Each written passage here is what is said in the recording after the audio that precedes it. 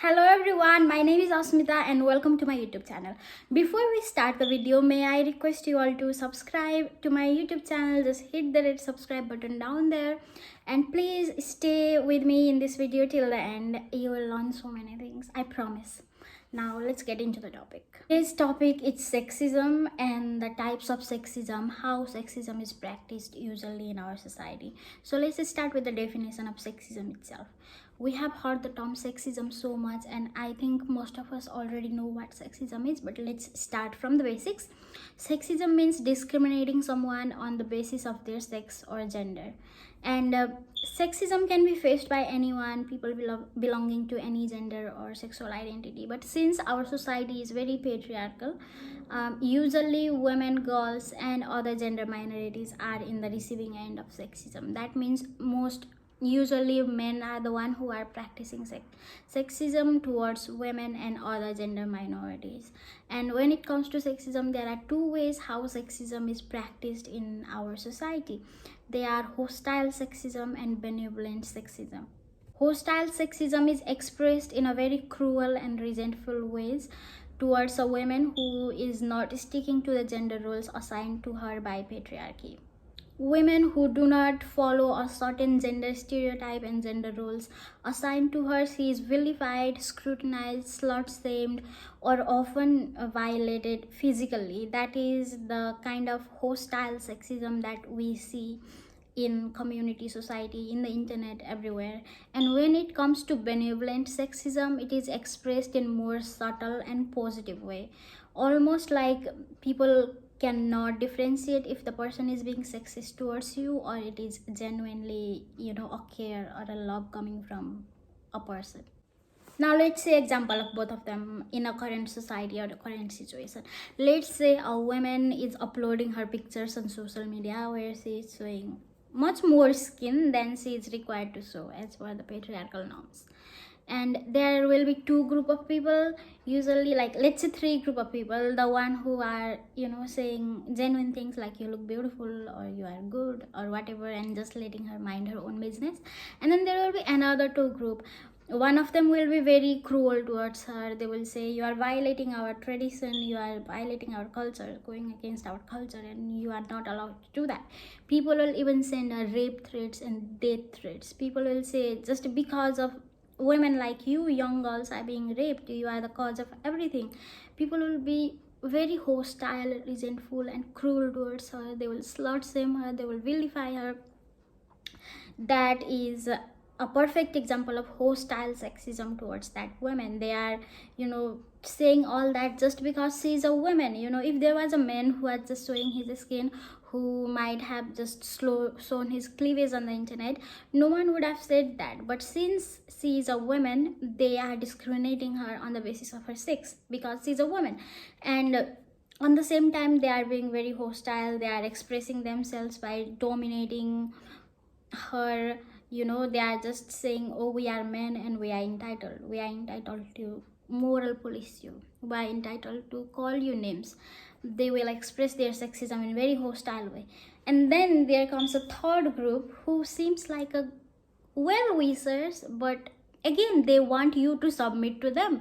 They do not want you to go out there, show your skin, be yourself, express yourself as a way you want, and not stick to the gender roles and not stick to the gender stereotype that patriarchy has assigned to you.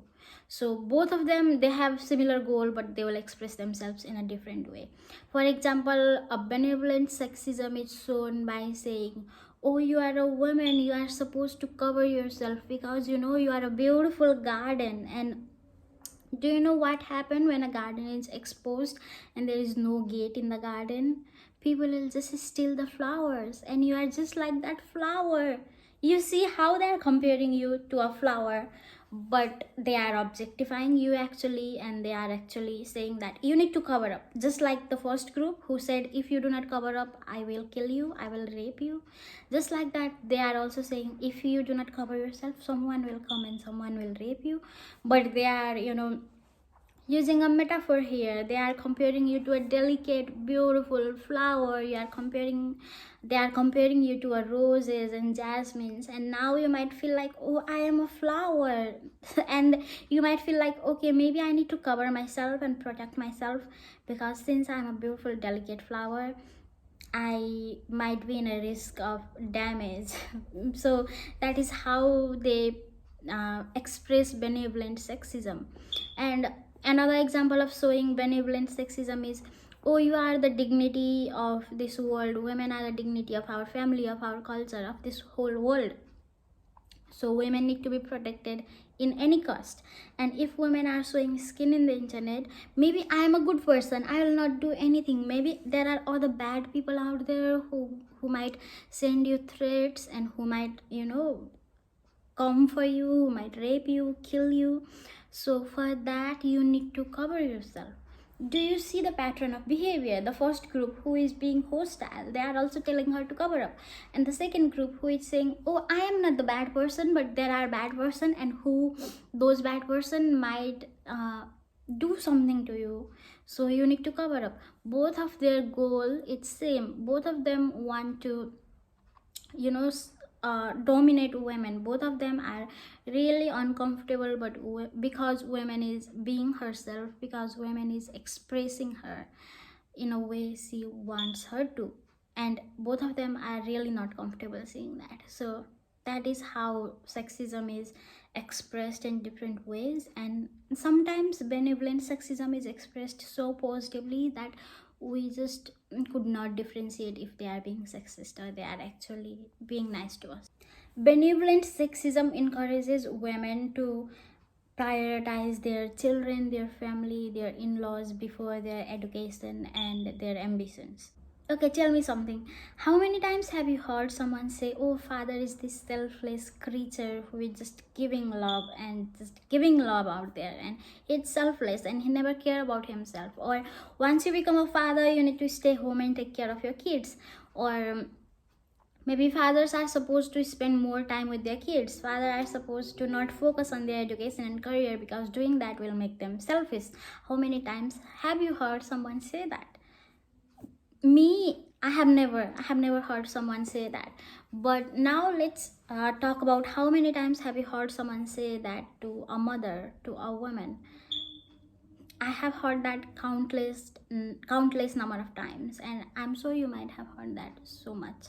So you see, now they are putting a woman in a pedestal. They are saying like women need to focus more on her children and more on her family rather than herself, her career, her ambition.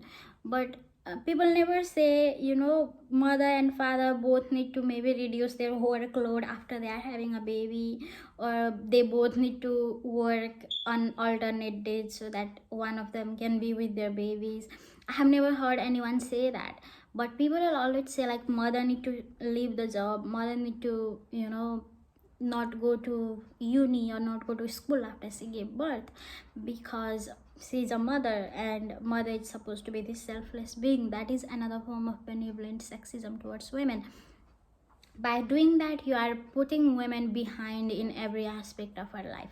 You are snatching the job opportunity from her. You are snatching the education opportunity from her.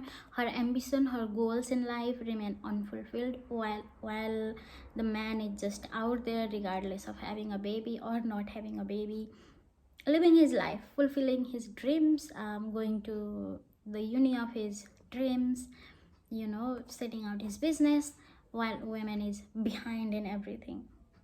It is so common to praise women because of her cooking skills, cleaning skills, decorating skills. But how often have we seen women being praised for her degree, for her achievement, for her business, for her success? Very little. So that is another form of benevolent sexism. Recently, a friend of mine shared one such incident, and I'm going to share with you all here. She said she is currently an engineering student, right? And her sisters are already established doctors, and there was some family function and her sisters were not in the kitchen, they were not cooking, cleaning everything, and she was making tea for all the guests. Now everyone is praising her, saying, oh, you are so nice, you are making tea for guests, you are in the kitchen, and your sisters are not good because they are not doing any of it, they are not in the kitchen. So you see how they compare two sisters.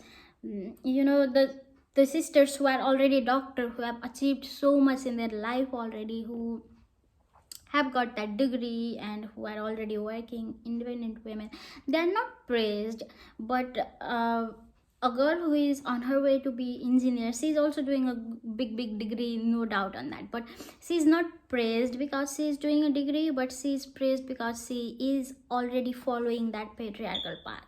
She is in the kitchen, she is helping everyone out, she is making tea for the guest, so they are praising her. And my friend was smart enough to understand that they are only praising me because I'm following the gender stereotype and I'm in the kitchen, and they are not praising my sisters because they are not in the kitchen. So if any other person was there, they would have been, easily overwhelmed and easily be so happy and start thinking that I am better than my sisters because I am in the kitchen all the time.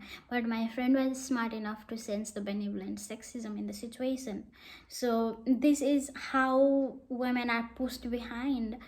Now if she have thought that, oh, I am so, they will only praise me because when I'm in the kitchen, when I'm following the role assigned by patriarchy. So maybe if someone else was in her place, they might, just start being in the kitchen all the time. I'm not saying it is bad thing to be in the kitchen, but women need to be praised equally for her education, for her degree, for her achievement, for her business, as much as we are praised for this. One sentence I heard a lot growing up is, oh, if there is a daughter in your house will be clean and well decorated. It is supposed to be compliment, I guess, but it was not. It is just putting the burden of cleaning and decorating the house to our soldiers and giving sons a free pass to be lazy and messy. It should be everyone's role to clean the house and decorate it, not just daughter's role.